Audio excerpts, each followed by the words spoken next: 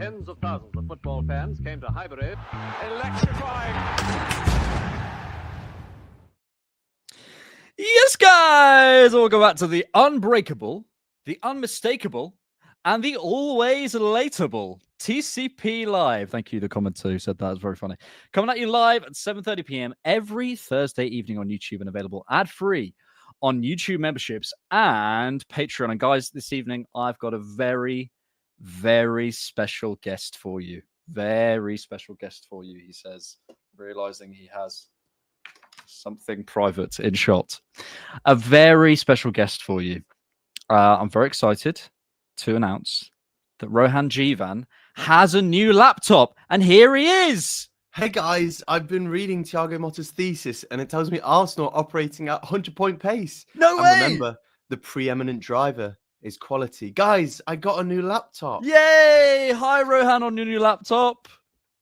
It's amazing. I didn't know how to decide how to get a laptop, so I asked all my Twitter followers, and they told me. Yeah, and you look a bit different though, Rohan. That doesn't matter, Alex. The preeminent driver is quality. Remember. Welcome back to TCP Live. We are here with Mr. James. James, AFC James. James, I'm allowed to show your surname? If you it's quite a unremarkable surname. So yes, James Clark. It's he boring, is, isn't it? Unfortunately, and I tell you what, I will interrupt. Go on. I'm not going to tell people if it's got an E or not because Wow. recently I found out that it's You almost rebel. it's almost identical. The amount of people who have either E or no E. So that's the mystery that can remain with my name. I'm sure it'll be easy to find. Got any more good facts like that? Or First question. I'm going to interrupt you. God. I've got one more thing to say, and I hope people in the audience realize this. Alex only brings the sleeveless shirts to TCP Live.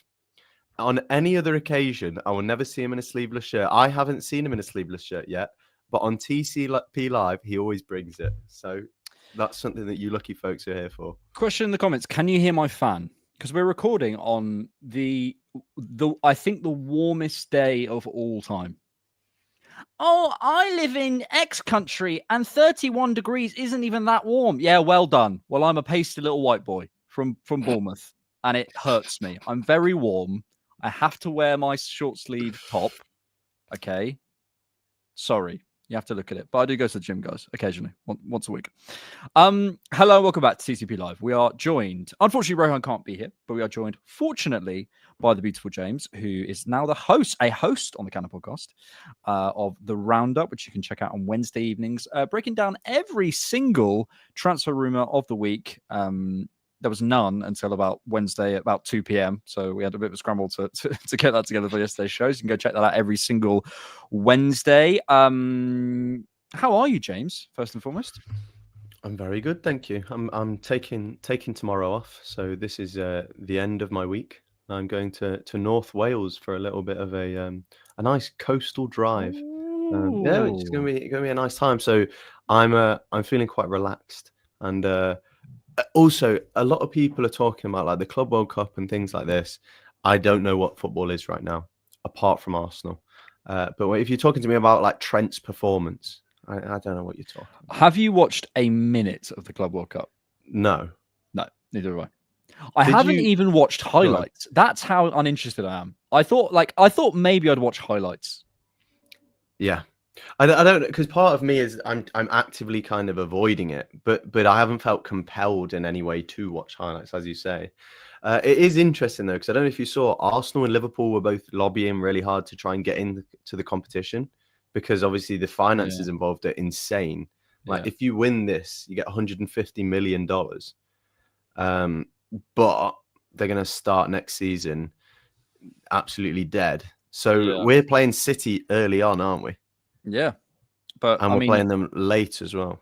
But I do look at our bench and I see Jack Henry Francis and Nathan Butler-Odeji, and look at their bench and see like the best defender in France last year. So it's slightly different, isn't it? It's slightly different. I've literally zero interest in it. But we are here to talk Arsenal. We are here to talk the mighty Gooners. Thank you all for joining us in the chat if you have already doing it. Viva Labs first in the house. This new laptop to Rohan Jivan Saga is exhausting. Still no, here we go. Yeah, Fabrizio Romano gave us an update earlier. Guys, if you missed this, so Rohan and I tried to record last Sunday, but I'm not joking. His laptop fans what it is. The whole thing, it was just going to be impossible. He's then spent the rest, I think, about 5 days updating. Guys, I just went on the Apple website. Guys, I just clicked shop on the Apple website. He's telling everyone every movement that's Laptop Saga. He has now ordered a new laptop, but it's now not going to arrive until the 27th of June. Can we confirm what laptop he ended up getting? I think a MacBook Air. So he's going to have a new laptop. How exciting is that? Do you know what I sometimes think? There must be people who tune into the Cannon podcast who are just like, are vaguely interested in our football opinions, who don't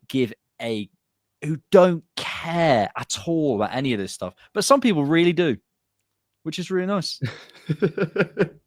And you can't please them all. And you can't please them all, James. Exactly. Yeah, exactly. Yeah. Have you found your first taste of YouTube comments?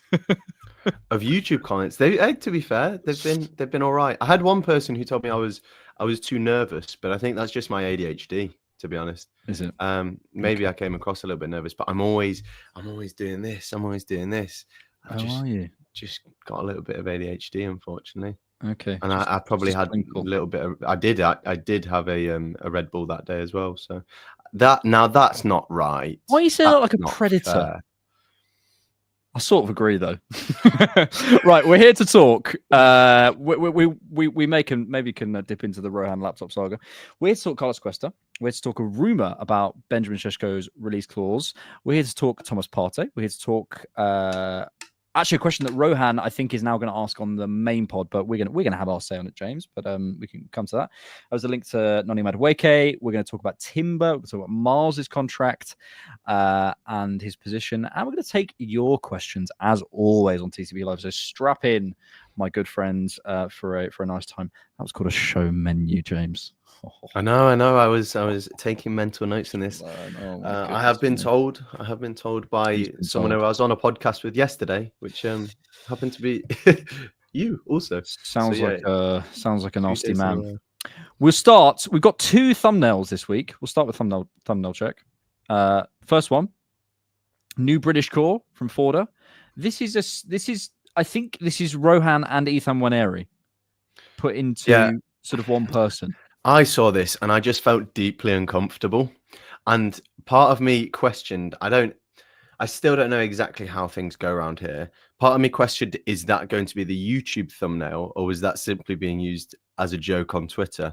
But I think that's going to be used as the YouTube thumbnail potentially, isn't it? I believe so. Lines of blood. Although we do have there's a bonus thumbnail this week. A bonus thumbnail from Forda, who's come in at the last minute with a bonus thumbnail with a Rohan Laptop Saga themed, which I'm not sure has a hidden Rohan. Maybe it does. I couldn't see the hidden Rohan in the other one. The hidden Rohan in the other one was in Nwaneri's face, no?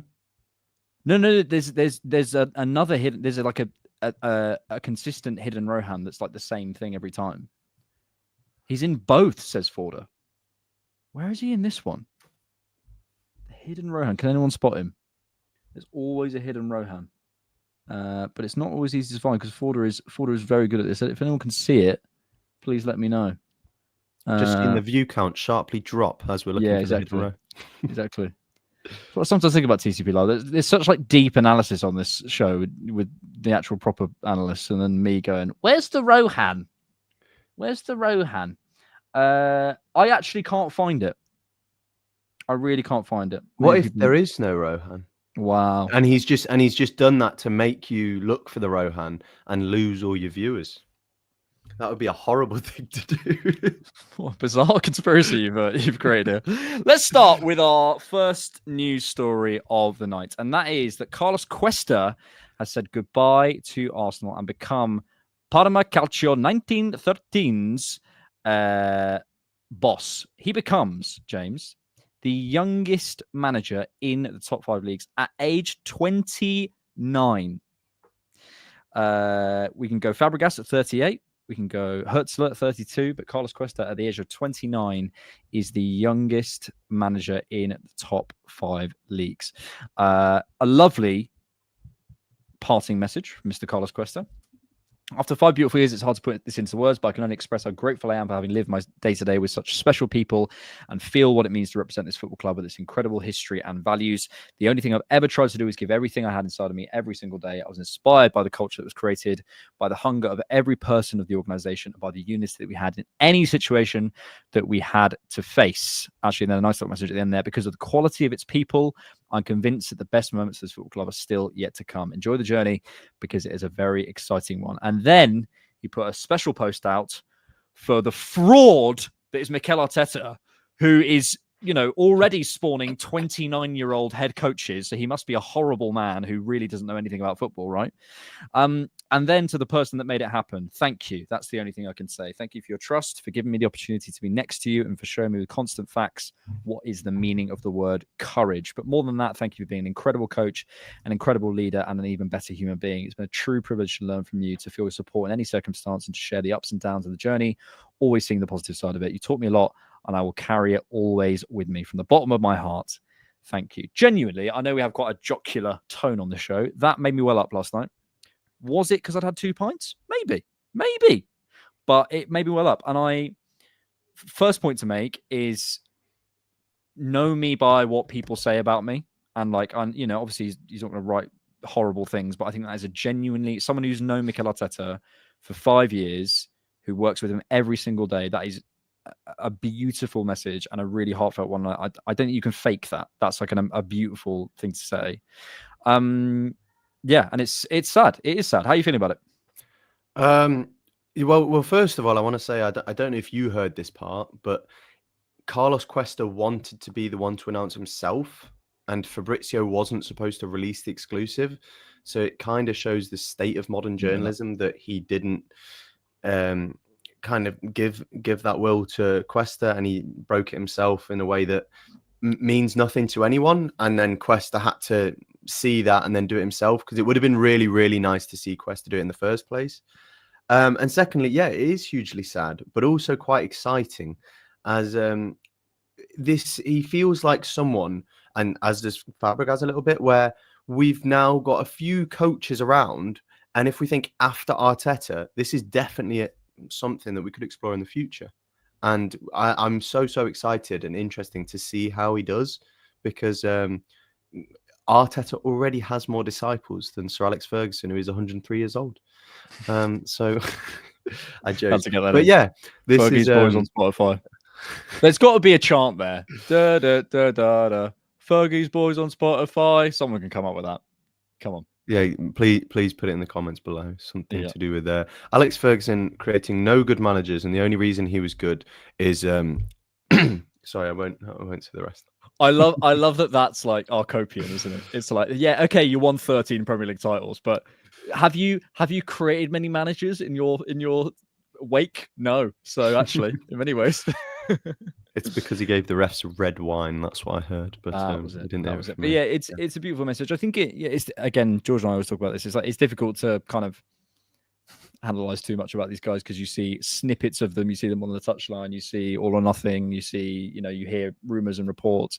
Hand of Arsenal said that Carlos Cuesta was really, some of the players said that he's even more intense than Mikel, which to be honest, I can believe from the way he sort of animatedly talks to people. I just think it's obviously, this is a guy who was, when you get to Arsenal and become assistant coach at 24 years old, this was always going to happen. Like, it was always going to move on. I would have hoped that maybe he would have seen some proper silverware under Arteta, because I think he even came in after the FA Cup. I think he came in the summer of 2020. I could be wrong on that, but I think he came then, because I think I remember writing an article about it, or reading an article about it maybe. Yeah, it would have been nice to see him do that. But actually, yeah, to me, like, it's a really nice indication of a really healthy culture. And there's been times where I've looked at, and this doesn't assuage all those doubts. I'm just saying that it's a notch on one side of a sort of a checklist, isn't it? There have been times where I've said, how close can Mikel be to his assistants? How much can people question him, because he's a very strong character, and we all know people like Mikel who are extremely strong-willed, who are extremely clear in their communication, who are extremely clearly really know their stuff, and everyone has a divine weakness, I think. And maybe, I don't know Mikel, but I'm literally just guessing, but maybe it's, is he a bit too strong-willed? We all know these people, so we're just kind of projecting a little bit. But to have that kind of message, I think, is a really, really good sign. And he's obviously had a massive impact on him. And it will be interesting who comes to replace him, because obviously Cuesta has, as you said yourself, almost been with Arteta since the start of the journey. So whoever does come in, you kind of alluded to Gabriel Heinze in a tweet, I believe. Yes, there was some rumors last May that Gabriel Heinze was in England and in conversations. I'll be really interested. I mean, Santi Cazorla hangs up his boots this summer, I believe, age 40 for Real Oviedo. Obviously, Jack Wilshere is still around. Gabriel Heinze was a rumor. I'd be really interested. I suspect this will come out of nowhere, because coaching circles are they're a huge part of the game that we just don't know about. So I'm sure there'll be something less high profile probably. And I also think this probably has been something they knew was going to happen at some point. Obviously, Carlos Cuesta has ambitions of being a manager for a top 5 league, and I think in the pipeline, the Heinze conversations, and these would have happened. So to bring someone like that in, they will have a fresh perspective, and hopefully again be able to challenge Arteta and say, have you considered this, and allow him to see things from a fresh perspective. Because Berta, we've already spoken about, has done a similar thing. Edu and Arteta at times are a little bit too fixated on the same problem. Arteta himself seems to acknowledge that, because he was partly responsible for hiring Berta as opposed to Jason Ato. So it seems like he is open to new ideas and in any ways that we can improve ourselves and ultimately get that league title. Because I think Arteta will completely change in demeanor once he does get that league title. I think he would do anything for it right now. So who knows who we will get? We could get someone from the enemy, as Steve Round. Was it Steve Round left to United? Steve Round. He went the opposite way. It was Gary O'Driscoll, the doctor, went to United. Yeah, it's a funny one. I remember, like, I'd be interested. Firstly, actually, I always ask people this because I think it's an interesting question. What's your worst ever Arsenal take? And I've asked this quite a few times on TCP, but I haven't asked you yet. I think one of mine, it's actually not necessarily horrendous when you consider the timing, and it's more about the idea. I once suggested, I think, Roy Hodgson to become Mikel Arteta's assistant, and that's probably a bad shout and has aged poorly. But the reason I'm saying that, I actually still stand by. I look at that coaching team and I don't see anyone who's kind of not necessarily been there, done that, got the t-shirt, because I don't always believe that that's the thing that stands in the way. But a little bit of age, a little bit of experience. You meet older people and it feels like they're in less of a rush, because they're just a bit like, it's okay, it will come. Like, life's long, like, you'll be all right. And I think what you said there about Mikel, that there is a bit of a like, now. And maybe that's us as fans projecting on it, but I do feel it in him sometimes. And it's weird though, because also Kroenkes aren't giving the same energy. The Kroenkes aren't saying to him, or at least from what it seems, that if you don't win the title, you will get sacked. Yeah. So it was like we were on a positive trajectory, and now he's started getting antsy because he's so close. Yeah, so I guess it's like, I don't know. But maybe we're projecting, like, or certainly I'm projecting, of like, Mikel is so driven, he clearly wants to, maybe he is relaxed. I don't know. Like, who knows what the conversation he's having? But I do just look at the blend of the coaching staff and think, is there room for someone who has had a very, very different experience, a very, very different journey in football, who is a bit older and could offer a different perspective? I don't know. That makes sense to me. The reason why I suggest that he is a little bit antsy and wanting to win now is the way that he's used players and not rotated and asked for one more week. Managers like Guardiola, I think, who have been there, done that, won it all. I think he would be more likely to say to Ben White, don't play through the injury, go get your surgery. To Timber, all right, there's next year. Whereas Arteta right now is trying to squeeze every ounce out of these players. Yeah. And if we win something, it'll be worth it. But if we don't, it's kind of providing a knock-on effect that next season then suffers and the season after suffers. And we will go on to talk about it with Timber, actually, because I think that is what he spoke about in Dutch in the interview. Yeah. You're referring to. Yeah, there's a kind of squeeze the lemon aspect to Mikel, and sometimes like letting go is actually the way to get results. Like I find this sometimes in various things. You think trying as absolutely hard as you can is going to get you where you want to go. It's like it can, but there's times where you just need to actually release the shackles a little bit and like let what is naturally there happen. And that's when we've been at our best, that is exactly what's happened. Because if you remember, was it last season? Yeah, last season, right? Am I going mad? No, was it? Depends what you're going to say. No, sorry, not last season, the season before. In 2023-24, when we had that really good run of absolutely blowing all the teams away, that was because we'd lost several games before, and then we went to Dubai, right? And the players seemed to be more relaxed. Just let go a little bit. We were playing our way, whereas before the games over that Christmas period when we lost against West Ham, we seem to have been driving ourselves absolutely mad trying to play perfectly. And then we just said, fuck it. Let's go to Dubai. Bring your wives. Bring your children. We'll come back and beat every team 5 and 6-0 away from home. It was a great time. And Jorginho and Rice in midfield. Maybe we'll see that with Zubimendi. Yeah. It's difficult to say. I mean, who knows? Maybe that was Arteta's most intense time, and maybe that got the results. Like, who knows? But I know from my life that, and I think from most people feel this. Like, there's times to really put the gas pedal on, and there's times to just go, just let it go. I've got this take about that. Okay, I'm curious about this. Let's go here. I've got this take about the Carabao Cup at the minute. I've got a bit of a bee in the bonnet, and I'm really curious because I put a question out yesterday, and there was a big split. Let me know what you think in the comments. The prize for winning the Carabao Cup is £100,000.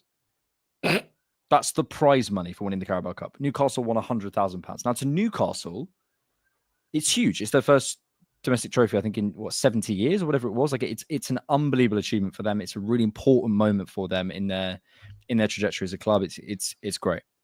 My question is this, and it is a question. I'm not doing that thing of like that I sometimes do when I'm like, I'm going to ask you. Actually, no, George does this. He goes, I'm going to ask you a question. It's like, this is your opinion, George.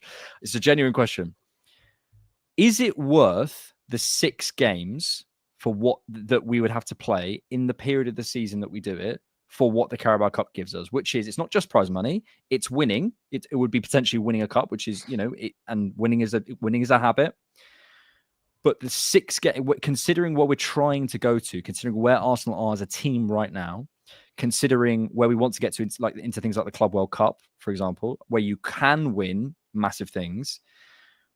I don't know. I at least think it's a question for me at this point. And I guess that kind of arises from where do you push and where do you pull back. I'm not in any way. I think my answer would never be you just don't turn up for the Carabao Cup or wherever it might be. That would never happen. But I look at the lineups against Crystal Palace in the quarterfinal and the lineups against Newcastle in the semi-finals, and I go, we're not trying to throw that. We are truly trying to win this. And maybe fair enough. I don't know. But yeah, I'm curious on your take, and I'm curious on everyone's take in the cup anyway, in the comments. Yeah, I've thought this for a while that Klopp was quite good at saying, you know what, I play the second team.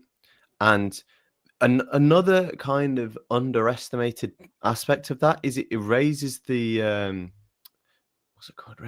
I'm terrible with words there. It raises the profile, I think is the word I'm looking for, of your backup players. So if these guys are playing in the cup more, nobody needs to see how good Saka is. We all know that Saka can play well against Crystal Palace in the Carabao Cup against their B defender. He doesn't need to play there. So yeah, I'd absolutely play your second team, get them up to match speed, and you don't need these starters. I know people say about match rhythm and stuff, but Pep doesn't play his starters, Klopp doesn't play his starters, Slot doesn't. Why are we doing that? I think if it gets to semi-final, absolutely feel free to really go at it. But until the semi-final, you don't need to do that. And you've got guys in the background who need game time. Yeah. And what we've done, I'll just say something else quickly. What we've done historically badly is the backups haven't had game time, and then when we've needed them, they haven't looked up to speed. And this has happened too many times with like your Vieira guys on the periphery who rarely make enough starts for it to be worthwhile. And then the Carabao Cup, and he goes, "No, we still need Ødegaard." No, we don't. Yeah, I think that's a definite tick in the pro column.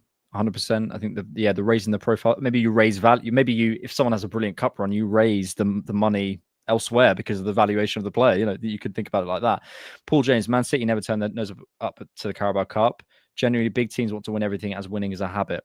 So I kind of agree with this, and I kind of don't, or I agree with a part of it. Winning is a habit, but us winning the Carabao Cup, it doesn't change anything. If we win the Premier League or the Champions League, you won't catch me even bring this up, because I'm just like, well, we're in a different spot now. United won the Carabao Cup, and we wouldn't trade positions one moment. This is the thing, and the whole thing with Man City didn't turn their nose up at Carabao Cup because they were in a winning Premier League era, so they had that monkey off the back. I'm saying six games we basically don't need to play help Arsenal in the season. That's my position. And Man City also, may I remind you, allegedly are not in the same position as us squad wise and financially. So like, we can't be apples to apples with Man City. Trophies matter 100%. Like, but I'm literally the problem with putting these arguments out there is people go, so you're saying that winning trophies don't matter? I'm not saying that at all. I'm saying, are there two sides to this argument? And I'm curious about it. I'm curious, like, have we really thought about this? What the pros and cons are? Because there's massive pros, but there are big cons here. There's big cons here, and I don't think we always talk about the cons necessarily of these sorts of things. What I will say is, I'm just going to try and get the screenshot on I'm going to try and share the screenshot if I can. Let me just share my screen. I think that's the easiest way of doing it. Do you want to share your screen, mate? I will share my screen. You're going to share your screen? No, I'm going to share my screen. And I'll be off in a minute if you keep with that attitude. That was chaos.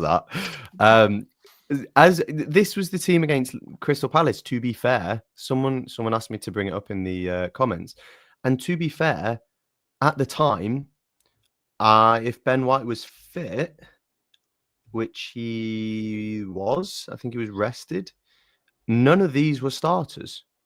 Timber and Raya, you'd say. But outside of that, in their defence, none of these were in our starting 11. So I would say we rotated our team there fine. The problem that sometimes arises is this. Yeah, and then it's the players who come on. But also, mate, if you scroll down to the bench, it's further. But you know, if you look who's on there, you know, Maldini and Setford and stuff. Those are the names. If you're serious about those guys, those are the names that I'm looking at. Even in quarterfinals, I just think winning is pros. Winning is a habit. Any trophy is silverware, and it's important, and it adds to things and it adds to the prestige of the club. So that is a massive thing. Raising value and of certain players, keeping fitness for your players. I think there is a certain value, and there's a certain value to just going for every game. But I just want to raise that con thing. 6 games for 100 grand, basically, at potentially crucial times of the season. At this point in the Arsenal sort of project, do you know what I mean? In terms of what we're trying to achieve, as you raise the Man United point, for us right now, it changes things if you're looking at an era, but we're trying to enter an era. So we're at a different point.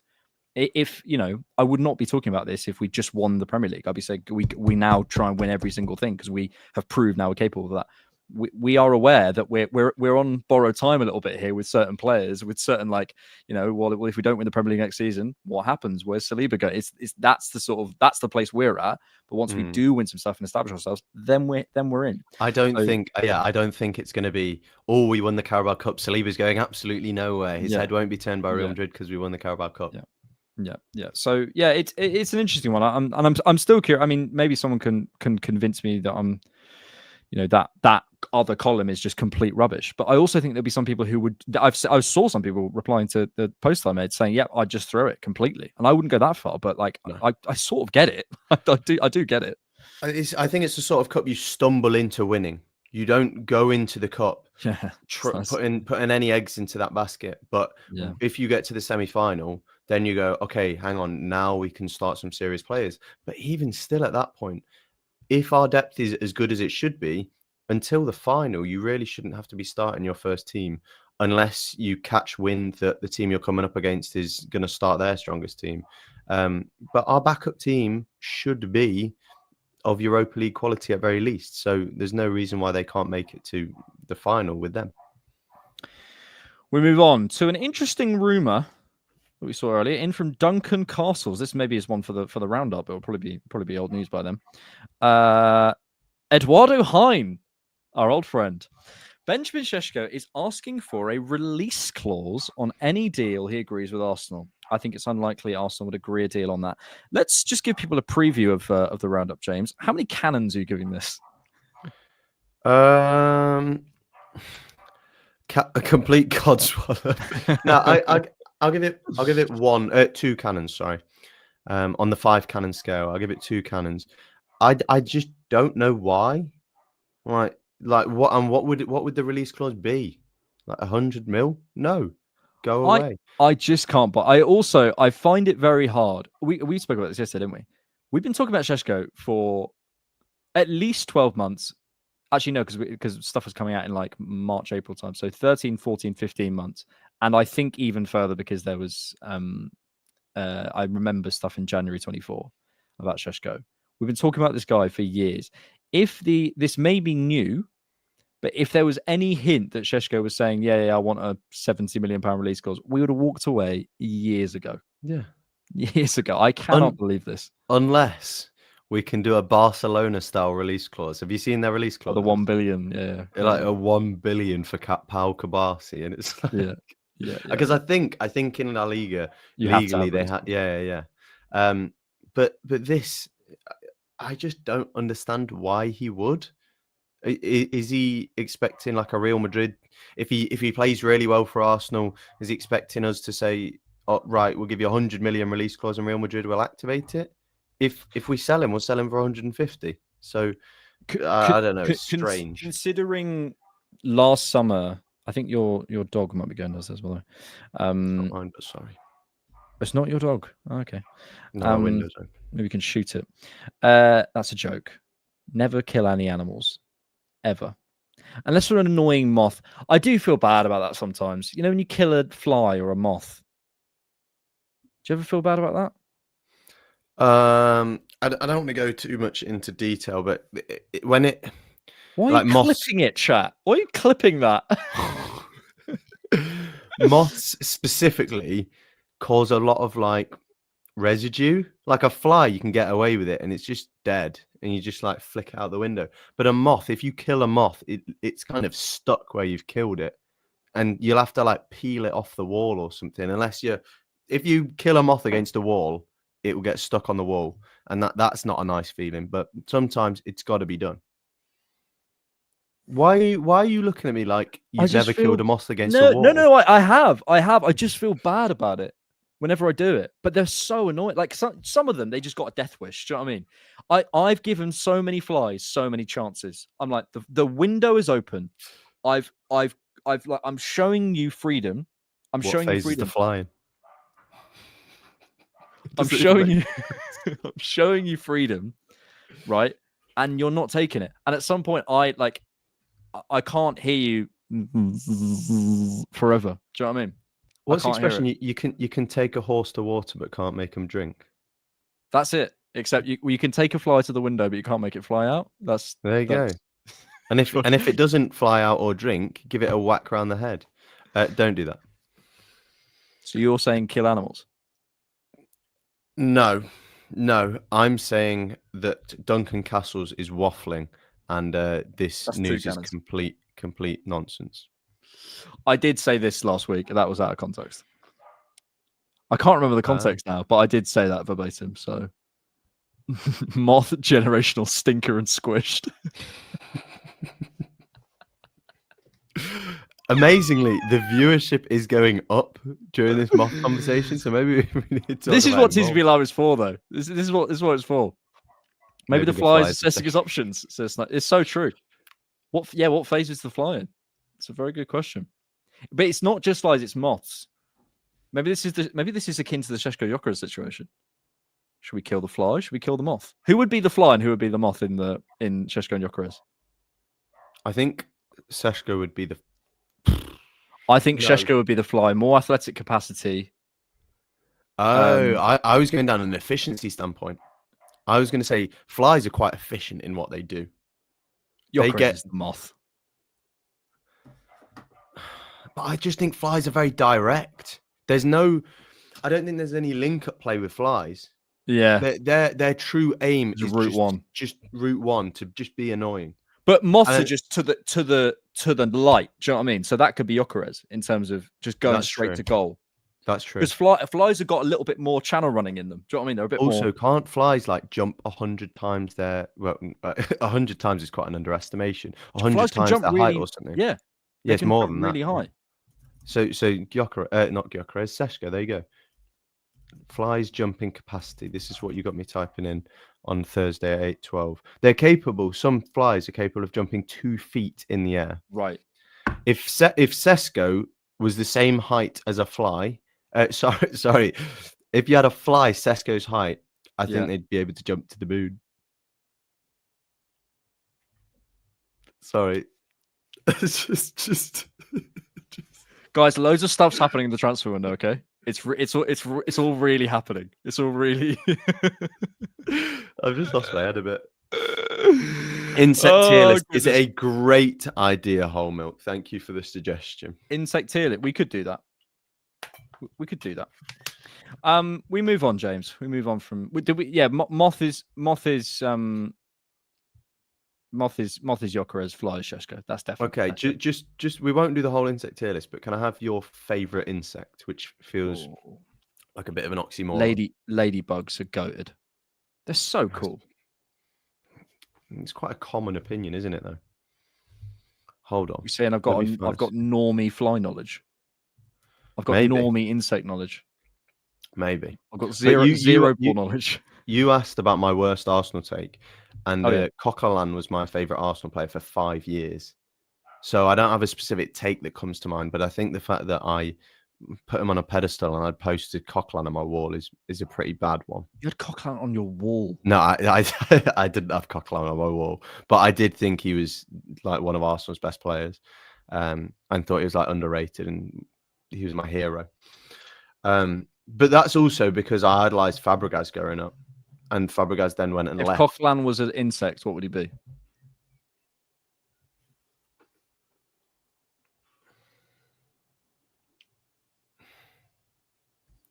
I've got nothing. I don't know that many insects. I know this sounds ridiculous, but I've got spiders, maybe flies. Mosquito, because he was quite sort of leggy, wasn't he? I was going to say spider, but he was kind of more leggy than he looked. I'm getting my insect knowledge is terrible. Hang on, let me get an insect list up. People asking when's Rohan back. If Coquelin was an insect, I'd get or maybe a tree cricket. I was going to say a cricket, so we'll cricket. On that. That's exactly what I was looking at. Daddy Longlegs. That's Kai Havertz. Spider isn't an insect. That is a really controversial opinion. I think he's right in saying that. Who's a butterfly? Martin Odegaard in full flow. This is turning very odd. Right, well, let's move on. Go back to football, please. Let's go back to football. Go back to football. The please. Yeah, it's so funny, isn't it? We had some news in from ESPN that Thomas Partey is set to leave Arsenal. I know this has been there's been conflicting reports about this, but there was some decent reporting today from various places, and ESPN was probably the best one. That Thomas Partey is set to leave Arsenal. Sources told ESPN the Ghana midfielder, whose contract expires in June, is not expected to re-sign with Mikel Arteta's side. Oh, here's what I think happened here, James Rodriguez. For some reason, I want to call you Jiminy Cricket. I feel like that would suit you as which is as an insect name. We're not going back to the insects. Come on. Here's what I think happened. I think he was offered a. Why have I done this? Why don't I just click on that and then there you go. I think he was offered no more than 2 years. I think it was probably 1+1 or 2. I don't know. But no increase in wages. And that was basically Arsenal went, look, we'll give you that. We're not giving you any more because you're not going to justify 3 years, 4 years, whatever it is. You're not going to have the same squad roles who've been coming in. So we can't give you high wages. We can give you the same. And he's gone no. And honestly, James, I think that's best for all parties. Yeah. I don't have much to add on that. That's exactly the way I see this situation. I think the way that the contract negotiations have gone have kind of revealed a little bit about that, where Arteta wanted to keep him, but that was with the assumption that he would sign on the same contract terms. Yep. And then all of a sudden, he wants more? Absolutely no chance. And if we do cave to these demands, I will be so disappointed in the club. All parties, yeah, excellent. Yeah, because we just don't. And look, we all know what water we're swimming in here. But football, this really is football. 2021, 30 appearances, 21 games missed. 21-22, 25 appearances, 19 games missed. 22-23, 40 appearances, 6 games missed. 23-24, 16 appearances, 34 games missed. 24-25, 52 appearances, 1 game missed. So, he's finally proved his fitness. Not to me. Also, in his contract season, there was a lot of incentive for him to prove his season all of a sudden this season to get a new contract. That's what they love to say in the NBA, apparently. I don't follow basketball. The contract season. Awesome. Give me an American accent. You're asking too much of me today, and I know I'm disappointing you, so hold on. You're never disappointed me, James. Where from in the US? Give me this. Is it though? Arsenal at the stage that they need to win now. Zubameni is coming into a new league, and for Arsenal, they have to. That'll do. I don't like the way you sat back and watched. What I am good at. That was really good. Really? I'm better at mimicking accents, and I'm very good at a Scouse impression. If you want that. Oh, go on, give us Scouse. No, mate, I don't want to do a Scouse accent. I've got no time for people like you to do a Scouse accent. Just taking the piss out of me. How's that? It's actually pretty good. You sound a little bit like you're swallowing something, but it's pretty good. No, I don't. I don't know what you're talking about. Me say, and my mate, Cara. Say, mate, how do we platform our left-hand side in a Canadian accent? Mate, how do we platform the left-hand side? Pretty good. I don't know if that's Canadian. I think you're getting better. Here we go. Phase 2 of accents. Wait till phase 5. Yeah, what phase is James in? This James guy is the guy that didn't want us to sign Ruben Neves, wasn't it? Was that you? Or is that the other James? Because there's another James in the YouTube. Do you know what? Space. That video of Abs Busquets doing Derek Ray is one. That was good as well. One of the great. It's or the Robert Lewandowski. It's so, but he's so good at it. I know. He does Bradley Barkala one. Oh man, it's so good. You're pretty good at that one, to be fair, as well. I'll give you the Bradley Barkala. It's so good, man. It's so good. It's unbelievable. I'm not even going to try it because I feel like certain accents are ones that you've really got to try in front of the mirror before you have the confidence enough to. Because I've never produced the accent before, so for me to do it in front of 661 people and it to go wrong, I'd die of cringe, I think. So quick, run up the next slide. There's no more slides. The rest of the show, we're gonna make you like a performing monkey. Do an accent now. So Rohan is going to ask this on the main podcast on Sunday, which you'll all be relieved to hear. I cannot be on. The recording on Sunday, out on Monday. Rohan wanted to ask the question. Actually, I think it was inspired by someone asking something to him, but he was going to ask. We all talk about what's going to change next season. And I'm interested, people in the chat, and to you, my good friend. I would say we're friends now, James. I'd like to think so. I'd say. Yeah, by the way, I have a great definition for a friend. Go on. If this person didn't have somewhere to sleep for the night, Oh, Would you you can allow stay them at to mine. sleep? Would you allow them to sleep on their sofa? Your Yeah, sofa. 100%. 100%. Exactly. That's what I think is the perfect definition for a friend. That is a really good definition. I buy that actually. Or my other definition is someone that you'd go one-to-one to the pub or to a cafe with. I think if you wouldn't be comfortable doing that, then you're not really friends with someone. But there are some people who I hear that you're not a close friend unless you can do that. But I would probably call certain people friends, but I just wouldn't hang out with them one-on-one. Almost because it would be weird. I know what you mean. I know what you mean, but I feel like with some people, you can't imagine it because you've never done it. But if you two were, if you two went to the pub an hour early and you were still waiting on everyone, it wouldn't be Yeah. awkward. Because The other definition I've heard for finding out whether you like someone, which I like this as well. If you found out you had the same birthday as the other person, how would you feel? And basically, if you're not sure how you feel about someone, if you're like, yeah, I'd be all right with that, or if you got annoyed, you'd be like, oh, God's sake, you don't like them. I don't think I'd be annoyed if anyone had the same birthday as me. Is that a thing? Right, let's talk Arsenal. We've done a lot of waffling. Yeah, so Rohan was asking, what do you think? Because obviously we're talking a lot about what's going to change next season. So yeah, let me know in the chat what you think as well. What is going to stay the same for Arsenal?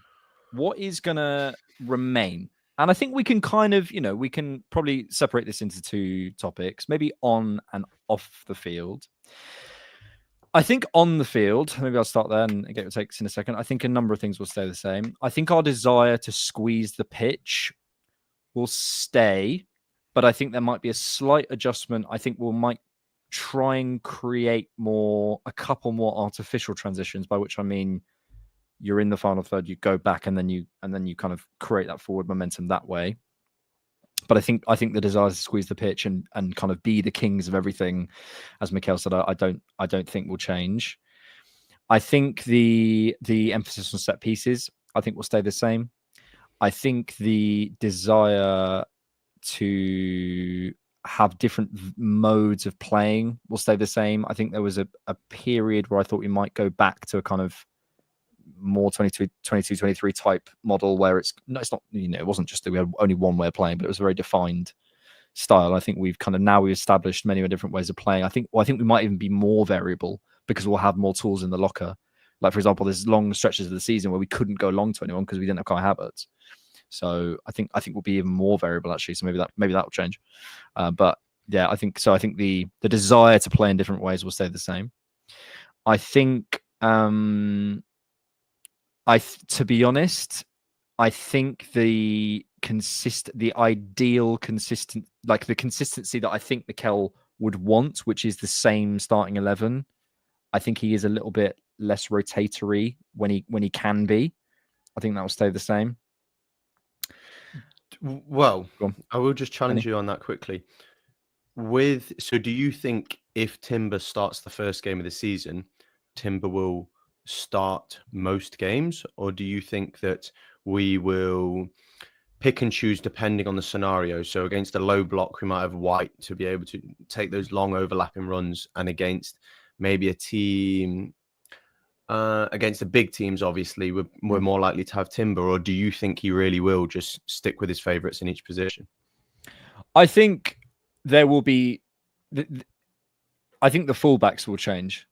But I think, again, like, I don't think we're going to see, and maybe we shouldn't, I don't know, but I think we're going to see Saliba, Gabriel, Saka, Odegaard, right. Like, I think that sort of stuff is just going to be, consistent, because I just can't see him swaying from that. And I think Kai Havertz will play a lot.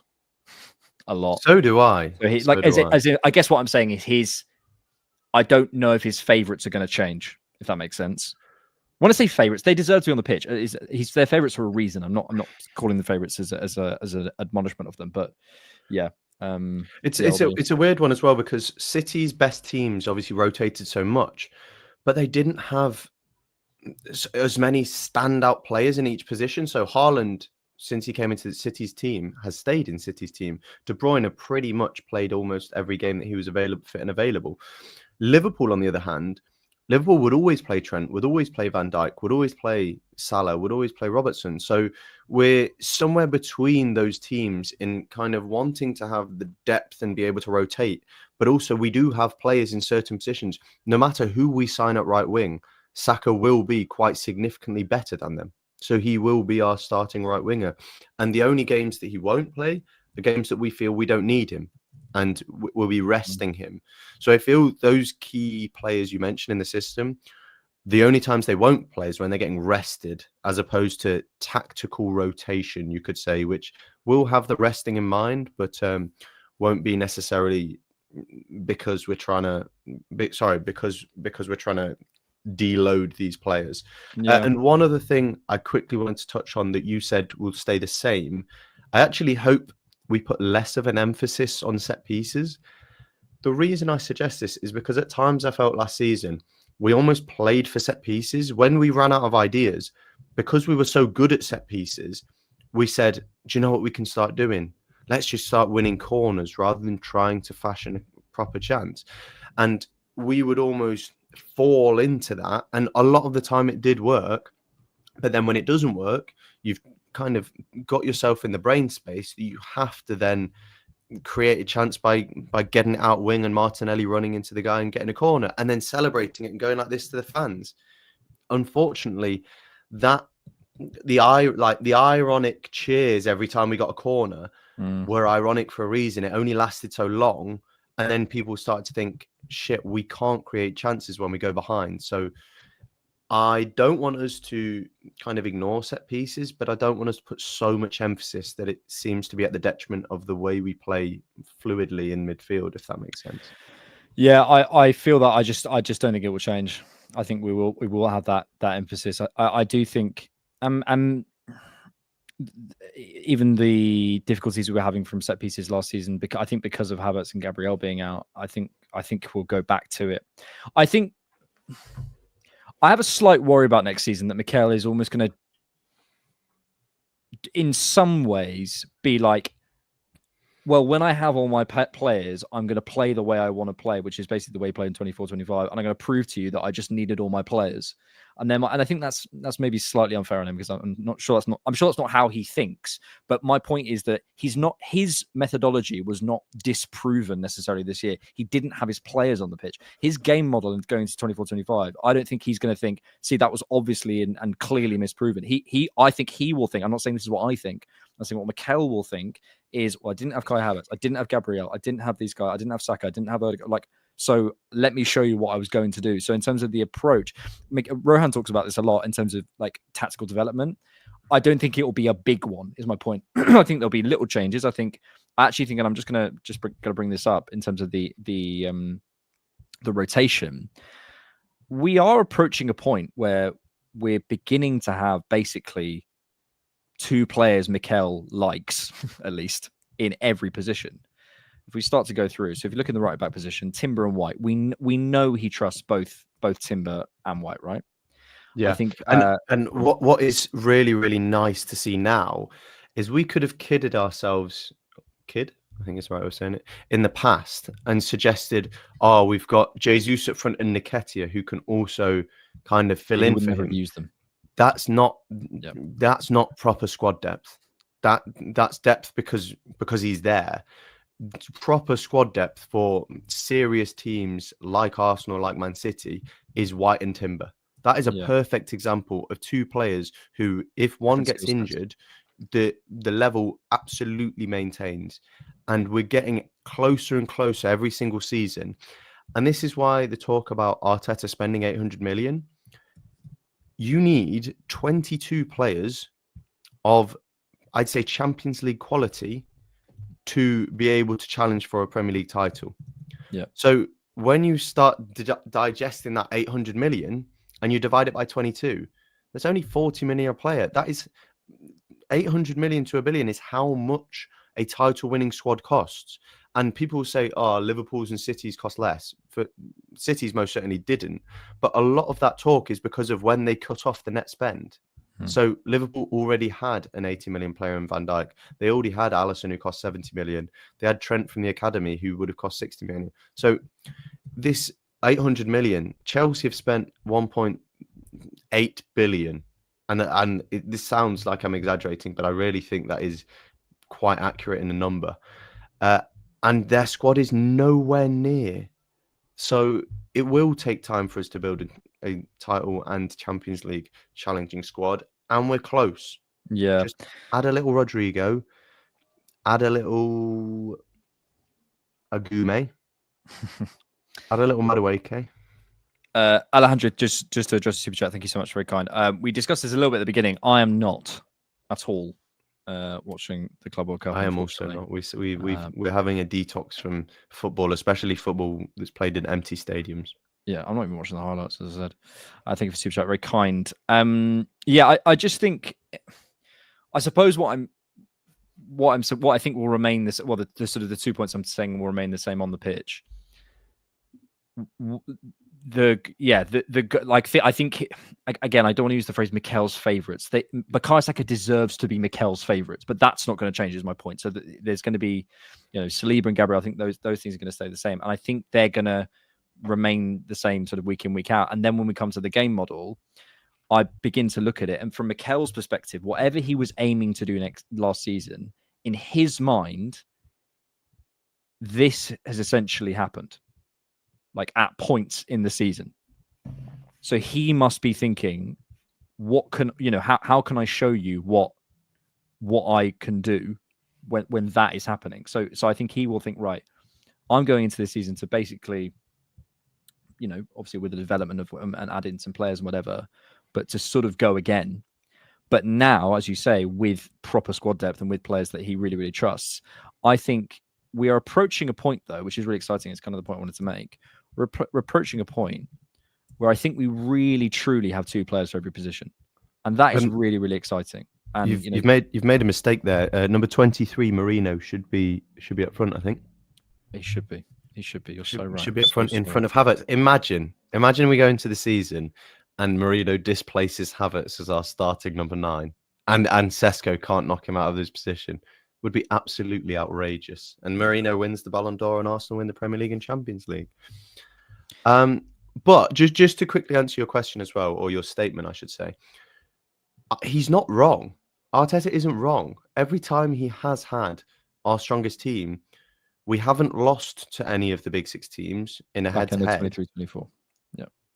And we've been so dominant in the league every time we've had those. So he is right, but the problem is this reluctance to shift from that starting 11 is causing us to have injuries, which is causing him to not be able to use his strongest 11. So you can't have this kind of like objective view of football, because football isn't played in black and white.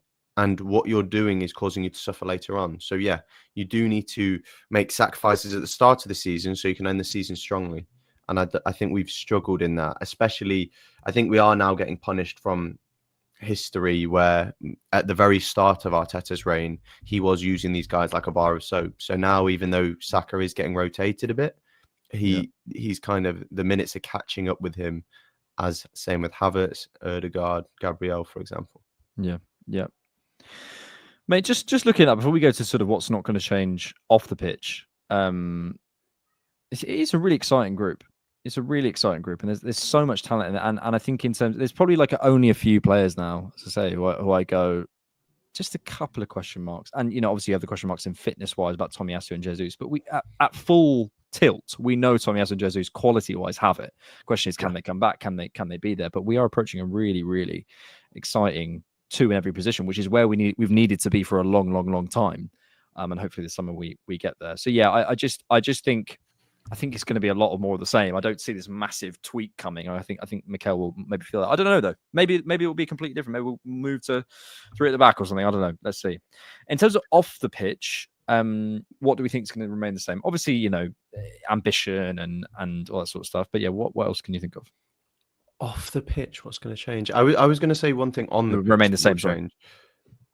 Just to finish talk of on the pitch, what's going to remain the same is I think we might see more of a pivot next season where Rice and Zubimendi both have the opportunity to go, whereas right now we're very much a fixed 4-3-3 where Parte is the anchor. So I think because we've seen how, especially for Spain, we saw when Zubimendi is on the front foot, he can really cause transition opportunities, which is something we're very bad at.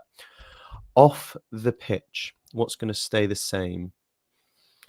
What's going to change off the pitch will be, hopefully, we're going to start selling players better, because Berta is more of a major player in the transfer market, because the more time we spend at the top, the more kind of credibility it gives that our starters are not bad players. They're just behind very, very good players. So that's a huge thing. Liverpool are getting 40 million euros for Jarell Kwanzaa to Leverkusen. So it's a bit murky because obviously they've just given them 180 million or something. But I really would like us to sell better, because otherwise every single season we're playing catch up and we're short on funds because we haven't got enough. Yeah. And maybe I would say that mine remains the same.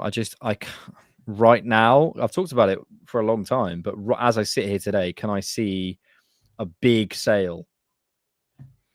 I can give you candidates, but can I genuinely see, as of today, a clear buyer for, say, Martinelli for £70 million? Which is what I would want. I have to be honest, I can't. So I think that will remain the same, unfortunately. I think Mikel will have the same intensity. I think will be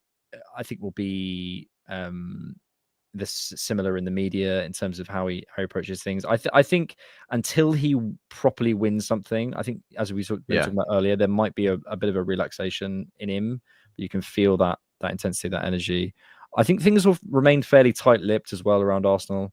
I think we've been pretty good with like leaks and things like that. Like I think that one thing that I think it's not a drastic change, but season by season, the senior players in our squad carry more aura about them. So your Gabriels, your Saliba, kind of on the pitch, they seem to demand more respect, and off the pitch as well. So I can't remember if it was yourself or someone else, but when Gabriel got injured, he didn't look like the shy guy that he used to when he first joined the club. Now that he speaks very good English, he looked like, okay, that's genuinely a superstar that's getting injured. And these guys are now becoming more and more important to their national teams. Saliba, Gabriel, Saka, even Zubimendi, who knows where he'll be when Rodri comes back, but he's been terrific for Spain since he came in. So I think our players will now, when we're playing against inferior teams, I think it will show more than it ever has before. Whereas during that 2022-23 season, we kind of went into games as this like really excitable young, right, let's get them. And that's why we'd win games 3-2, 3-1. I think we're going to be more controlled and dominant in the way we play, because these are kind of battle-hardened professionals now, and they know what it takes to win. So more leadership on the pitch, not just from Ødegaard, not just from Rice, but from the whole group. And Arteta might have to do less coaching, if that makes sense. Yeah. Yeah, I love how we're trying to do things that won't change, but it's just inspiring us to things that will change. And I actually agree. I wonder whether there might be a bit more, again, it's difficult to know this, but a bit more challenge from certain players towards Mikel. I wouldn't be surprised if that was a thing next season. Not necessarily that we hear about it, but think of the ages. These guys aren't 20 and 21 anymore. They're established. To take examples that happened at the back end of last season, Rice was told to cross the free kick by Jova and Ødegaard, and then he took it himself. We need a bit more of that, man. Saka, if he asked Arteta, shall I do a Panenka? Arteta would have said absolutely not, but he took it upon himself to make that decision. So these players are becoming more confident in themselves. Rice called out the board for not making signings.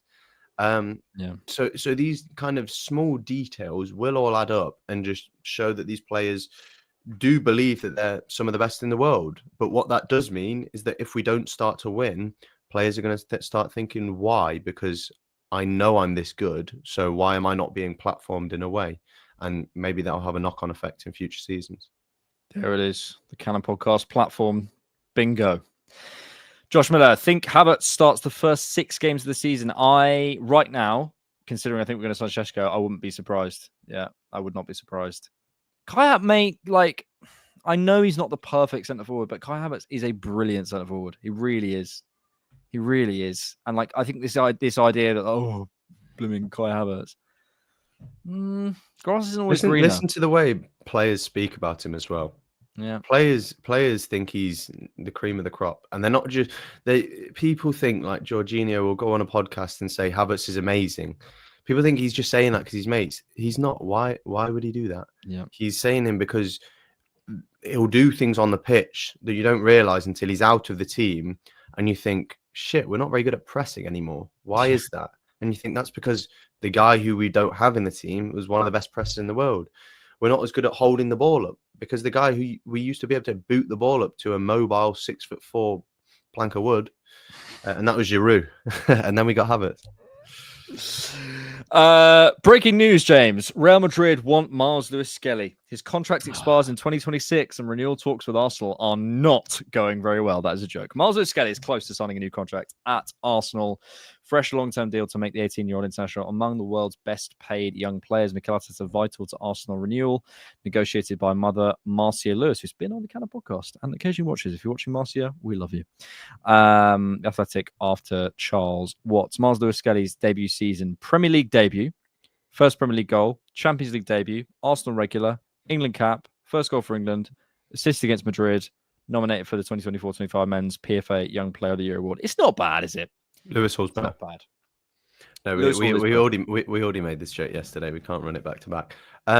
It is so hard to comprehend, and I don't think he's been given the flowers he deserves. Almost because it's not a surprise.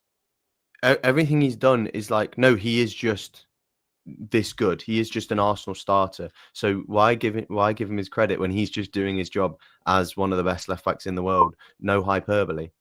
And it sounds so strange to say that, but he is. And if you sold him tomorrow, he'd cost 100 million. So we are very, very lucky to have him, and very, very lucky to have Haaland, because otherwise our left back situation would be Calafiori and Zinchenko, who are both. Yeah, it would have been tough last season. Would have been tough.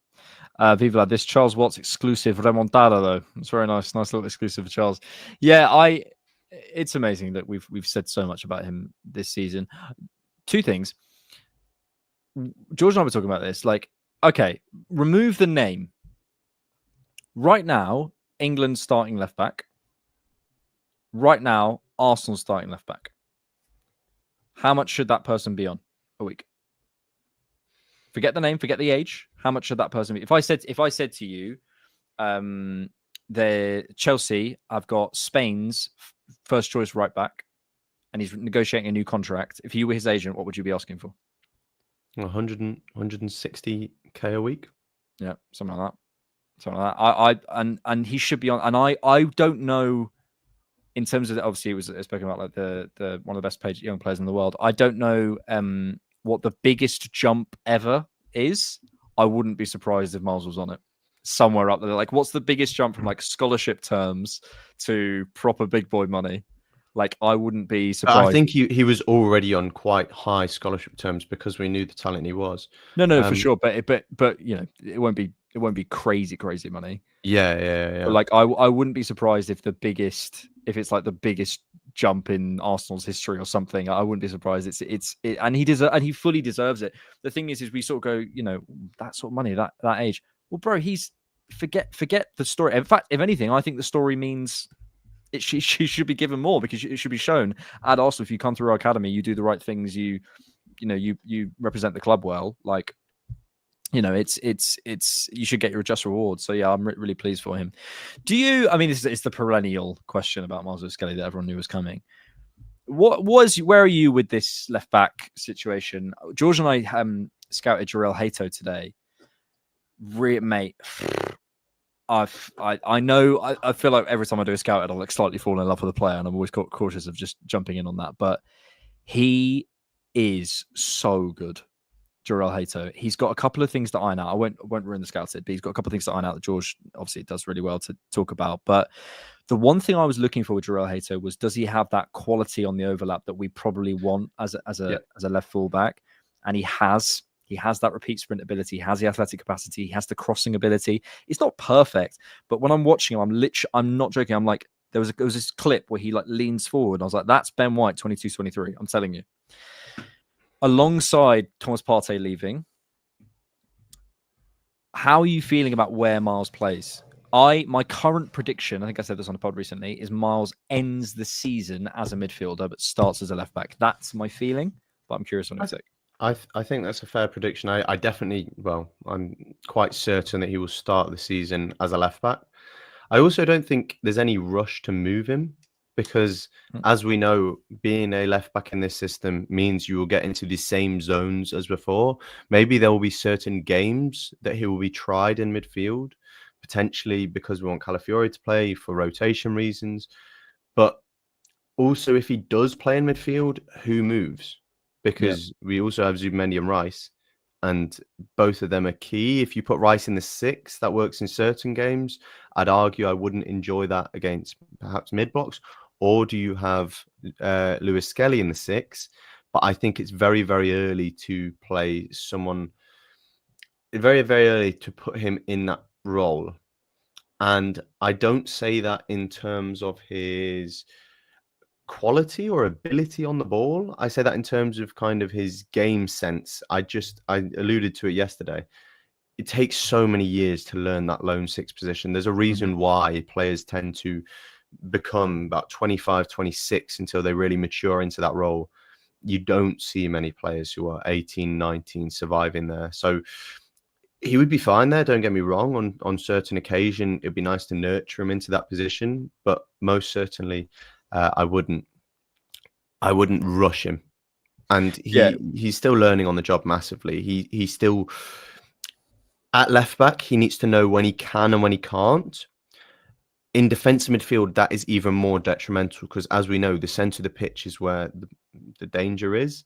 And if he makes a slip in the centre mid like he did against West Ham, it's going to be costly, especially if he's dropping in between the centre backs. So I absolutely trust him, but I'm not in a rush to.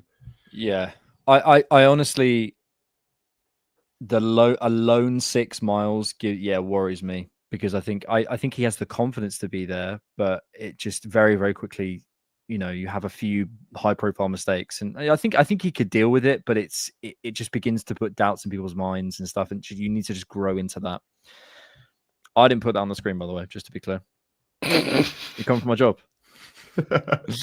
I think my feeling with Miles is this, right? It's that get that off the screen. My feeling with this is if I have a player whose best quality is driving and attracting markers and beating people and probably also defending wide, but on the ball, that quality, I want that basically as close to the box as possible, because if I get a drive, Miles can't drive that far.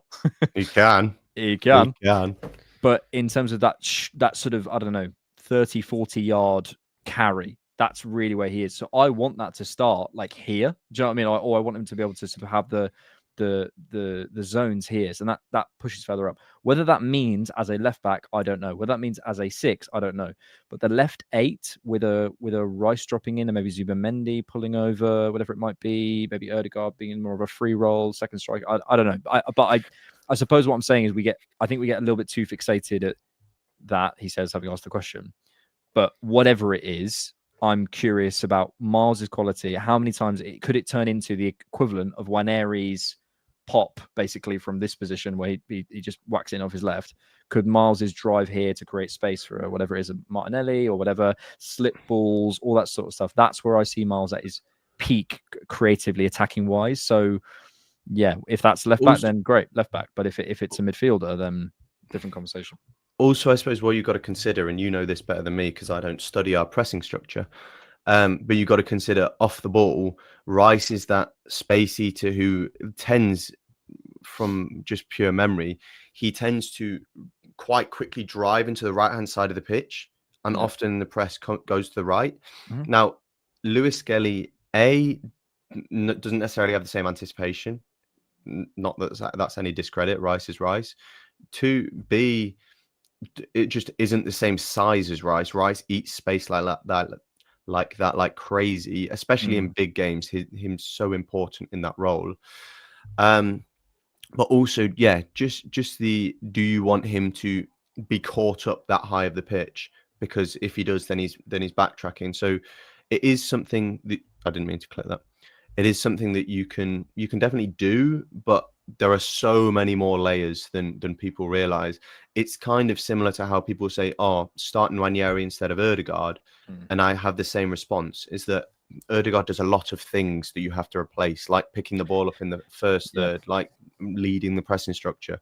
That Nwaneri is great at his own things, but he does not replace all of them. So you have to find other solutions. Yeah, no, I hear that. Abu90 says, "Who's going to get injured first next season?" What a fun discussion! What a fun discussion. Albert Stuyvenberg. He's going to pull a hammy in a training session.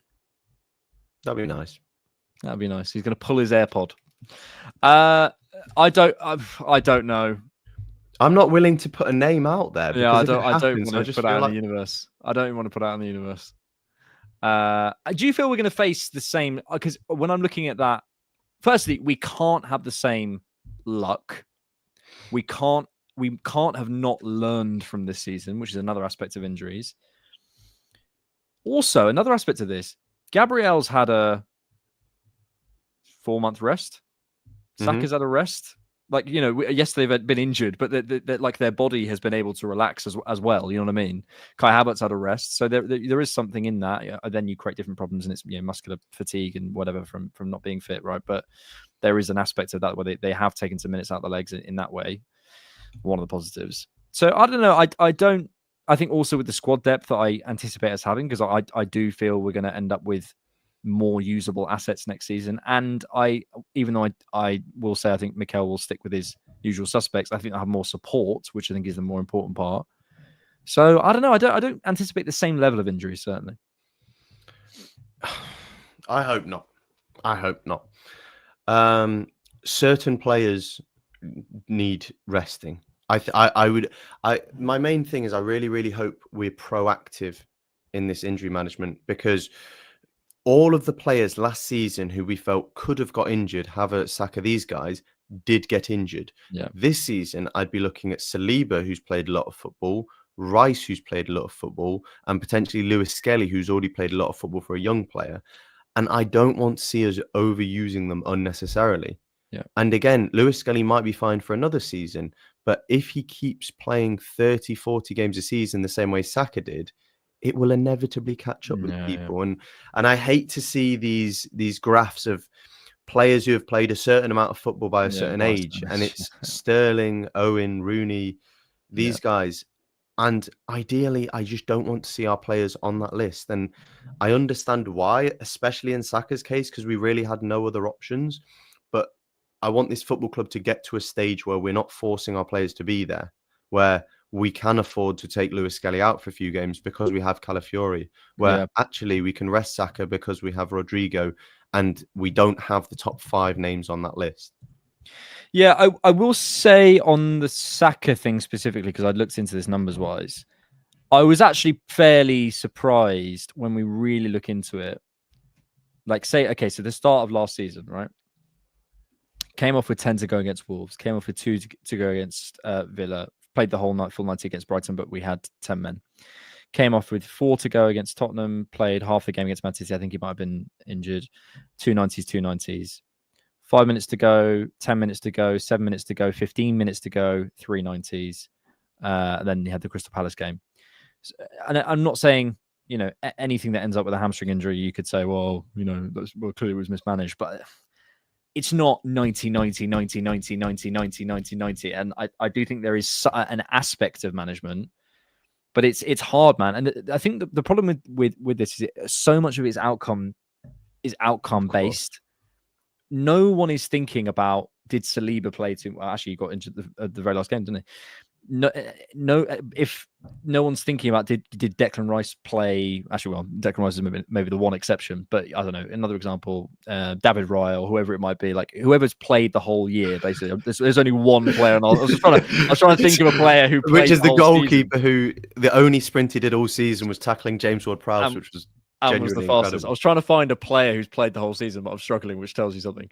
But I don't know, whoever, a player who basically could play most of the season, or only had some minor injuries. We don't talk about it. We only talk about it if it has a big effect, and maybe understandably and rightly so, because can't lie, I wasn't sat there before the Saka injury going, we're putting minutes and minutes. I was actually thinking we were managing a little bit better, to be honest.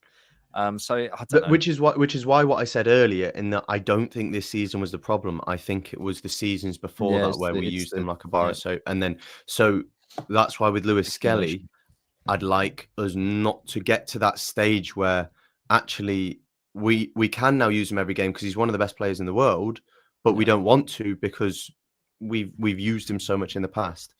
But yeah, I hope that Arteta will learn from it, and just, it was really difficult last season as well because of the red cards and because a lot of games were a lot closer than they needed to be because of the way we suffered.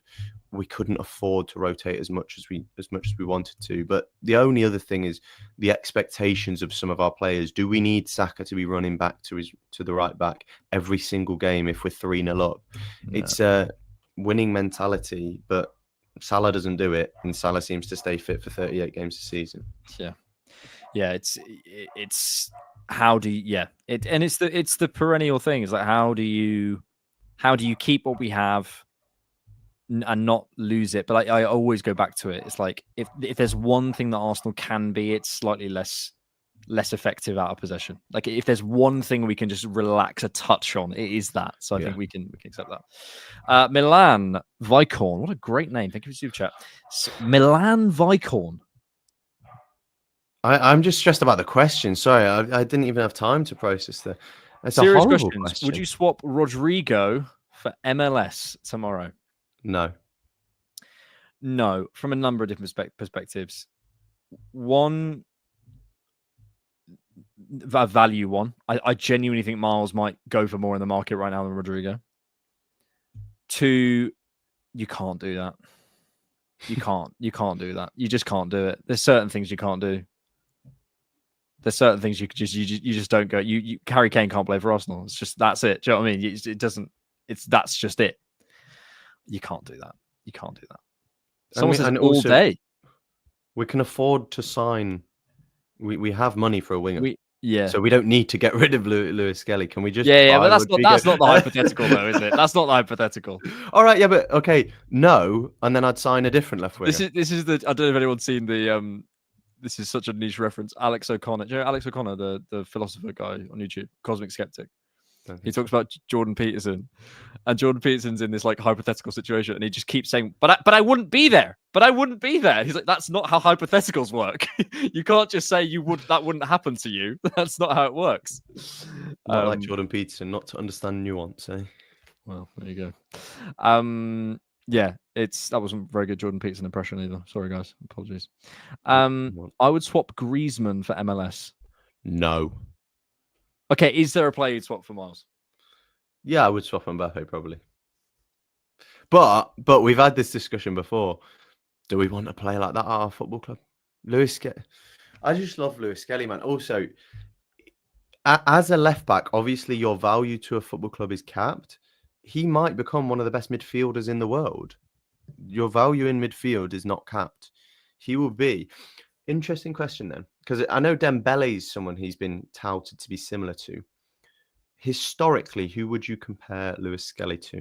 Because he's a very unique profile.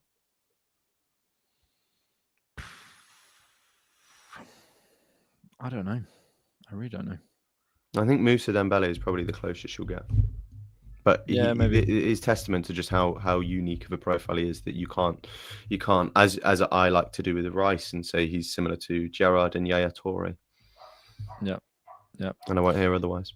There is some breaking news potentially that Arsenal are back in for Ollie Watkins, which from Gary Jacob in the Times.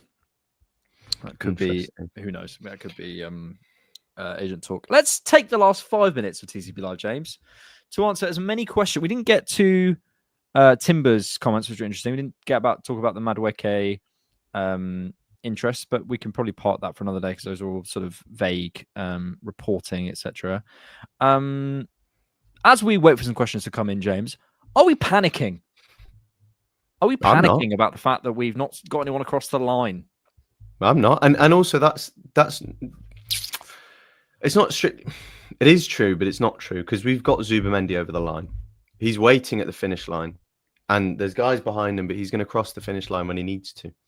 So Very good. I've said this before, but if we signed Zubamendi today, we'd all be going, "Yay! What a signing! What a great start to the window! We're only 2 weeks in, and we've got one of the best midfielders in the world, one of the best sixes, I should say, before people get angry at me.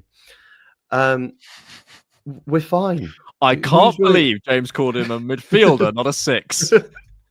Well, that wasn't why people would get angry. People get angry because he's not necessarily the best midfielder in the world, but I think he is one of the best sixes. So I did need to make that distinction. I'm not worried. Are people in the chat worried? Are you worried? I know why Alex is worried. While he laughs, I can tell everyone why Alex is so concerned. It's because he's running out of video ideas. So I'm running out of videos, guys. If you have any video ideas in the chat, please tell him. But yeah, my last video was basically there's nothing happening, and here's what that means. There is nothing more than you can do. I mean, to be fair, it was kind of about like I do feel like there's a kind of identity crisis conversation at Arsenal, and that kind of feeds into some of this. But we could. We're not I haven't watched it yet, but how philosophical did it get? Oh, I say at the beginning, if you don't like a waffly TDK video, do not watch this. Excellent. So enjoy that. Stick that on in the background.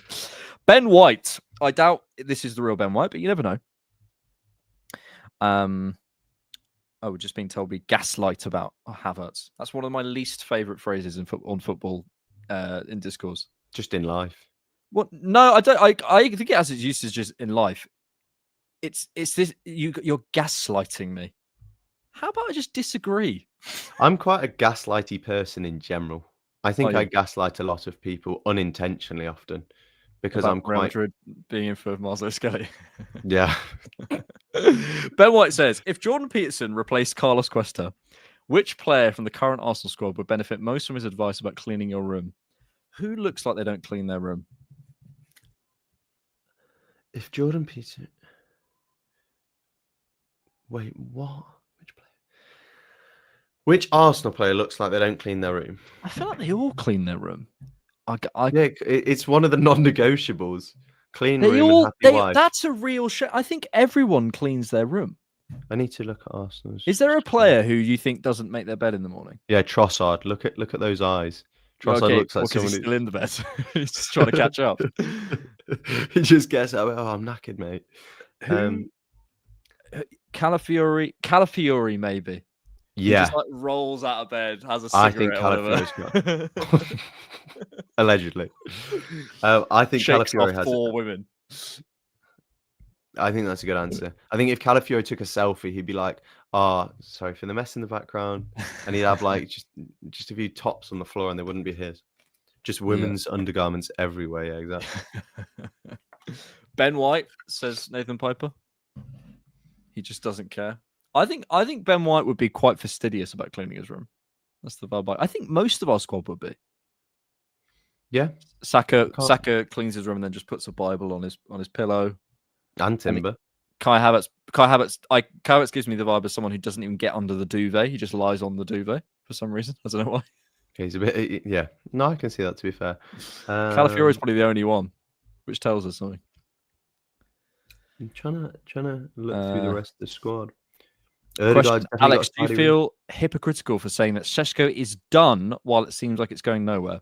Unfindable, which is ironic. If you can find me a clip of me saying Benjamin Šeško is done on any...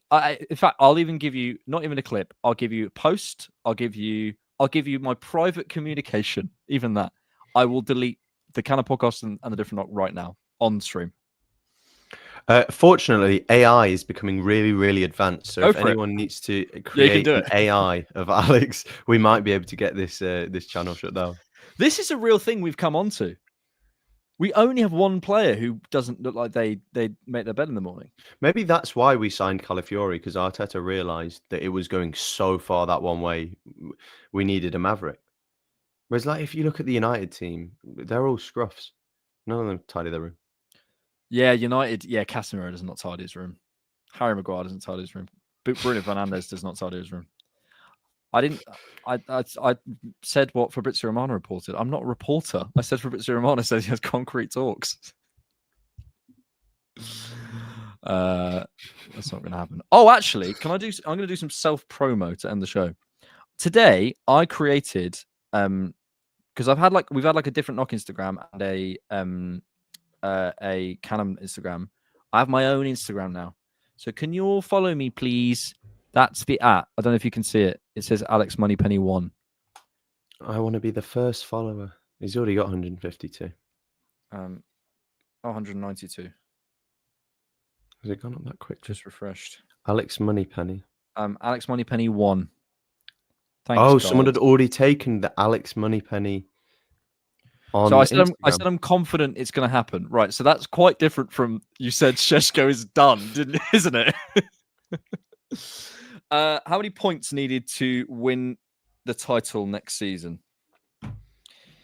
Great question. Was on talking to James Alcott about this, and he's got he thinks Liverpool, City, and Arsenal are going to run away with it again, like 23-24. Which I kind of have a weird feeling about that as well.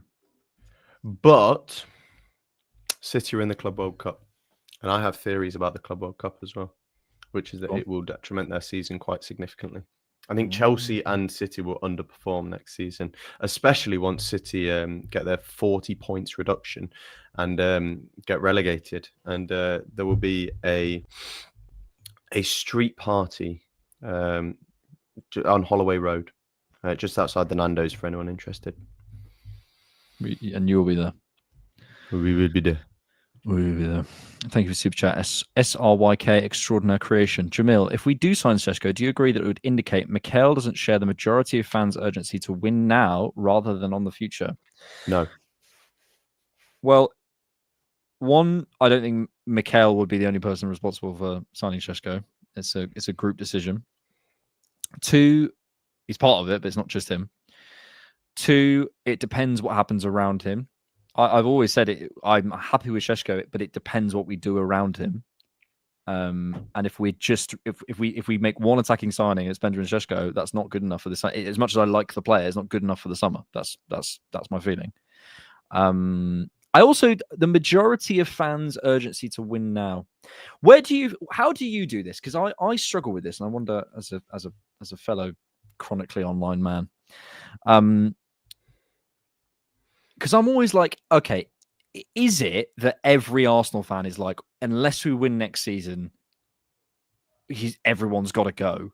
Or is it like, I don't know. I can't tell. Is that really what everyone feels? I don't know.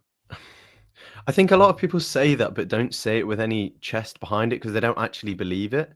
Yeah. Because the problem is, it's never as black and white as that. People will love to say, like, if we don't win the title, he goes. And then I say, what if we get 95 points and Liverpool get 99? And they go, or what if we get 95 points and Saka, Timber, and Saliba all did their ACLs minute 1 and we got 95 points? How would you justify saying that wasn't a season to sack him over? That's what I'm saying. So I hate this, like, right, we're just going to say black and white, you have to win this, otherwise you're sacked. Because it doesn't work like that at all. Yeah. And the way I've kind of always seen it under Arteta is that until the trend... Last season we got worse, no doubt. But until the trend is bucked, until I no longer believe that the squad is getting better, that the players are improving, and if we start losing key players, until that starts to happen, I'm happy to ride under Arteta because we're getting better and better. So last season was the first season that we didn't improve. And people said, I want his head. If that is what it's going to take for you to sack him, then fine. But that's not where I stand. I believe that we're going to see that, as you shared earlier, that graph of, not a graph, the tactics chart of each of the players in each position. Look at that compared to 6 years ago. This squad, and if we did that every single season, the squad gets better every single season.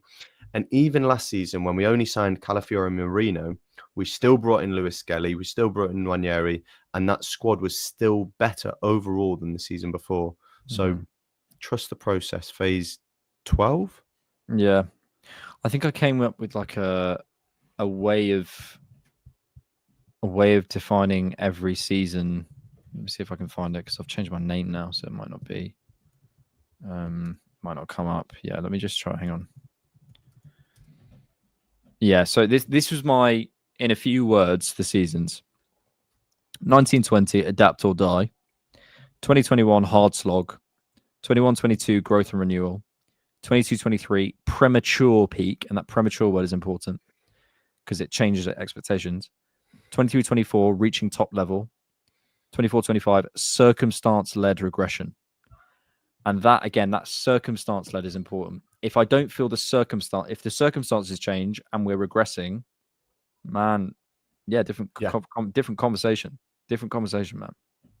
But it entirely depends on what we see with our eyes. So I don't agree with this idea of X amount of points or X amount of titles or trophies. And if we win the FA Cup and finish fourth, that wouldn't do it. That wouldn't do it for me. I want to see us competing at the top. And it did it for Wenger. We got to the Champions League semi-finals, and we almost. I say almost because genuinely we went toe-to-toe, and people laugh and say, no, we didn't go toe-to-toe. We absolutely did go toe-to-toe with Mourinho up front against PSG, who then absolutely killed Inter in the final 5-0. So we're close. We're very close. And when Arteta took over, we weren't even in the Champions League. We were miles off it. So we've come a long way, and don't forget that. I'm always like open to the conversation though. I think like because you can always, and Arteta's thing is you can always get better life in it, and if it means that we have to move on from him, maybe. But I'm also like conscious that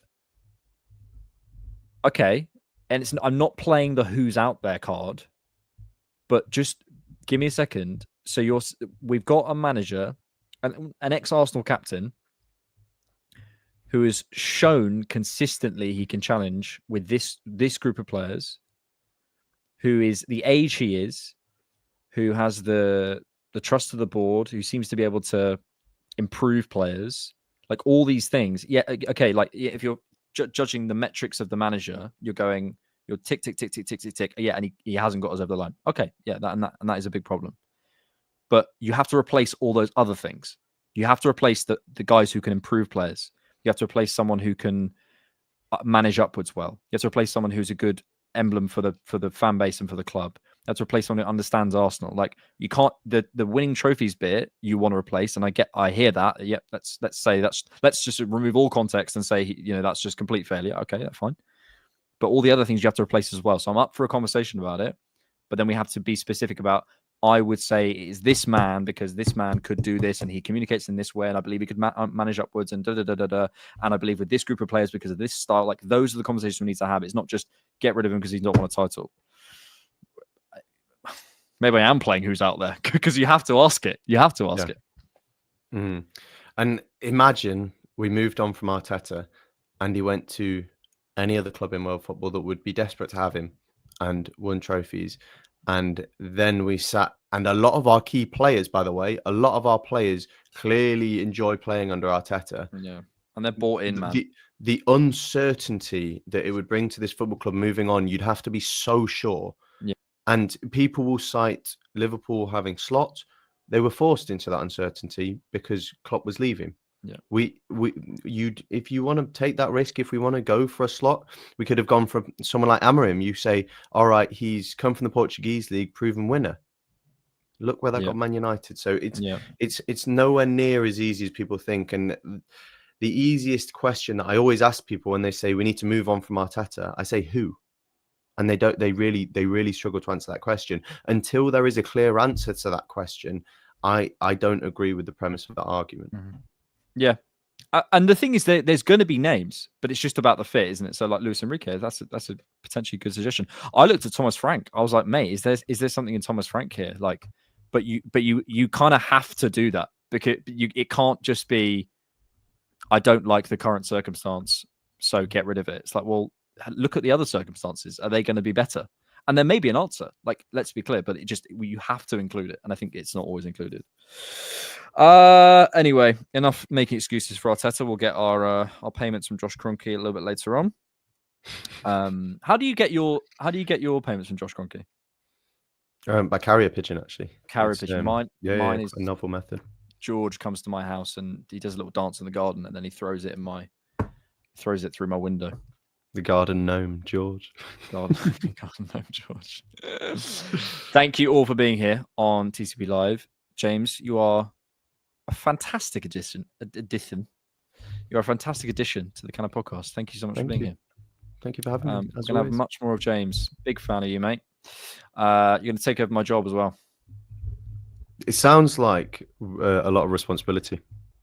And with a lot of responsibility comes a lot of power, which is exciting because I am power hungry. Yeah. And as you know, I love abusing my power. I'm just constantly just always doing it, aren't I? This is beautiful. This is a really beautiful comment to end. Oh, that's nice. After an hour 40 minutes. Sorry. That's very sweet. Thank you. But also, this is true. Good. Someone who can waffle as much as me. Thank you all for being here. Thanks so much for supporting the Cannon Podcast. James, give a pitch for why they should turn up next Wednesday night. Oh, honestly, there's this new show on the Cannon Podcast on a Wednesday. I heard about it. This new, really exciting show called The Roundup, hosted by this guy called James. Sorry, my eyes have been distracted in the comments. I shouldn't have done that, but that is horrible. He's not Canadian. Thank you, but he's not American. He is Canadian. Yeah. Every Wednesday, we kind of talk about the latest week's worth of transfer news. A lot of it is absolute nonsense, and we rip into the journalists who try and make a name for themselves by spouting shite. But some of it is quite fun and exciting. So every Wednesday at 7:30, you can find me on the Cannon Podcast over the summer. And Alex is gone. No, I was giving you like the stage. Do you want to, as we do, because obviously this is like the power struggle.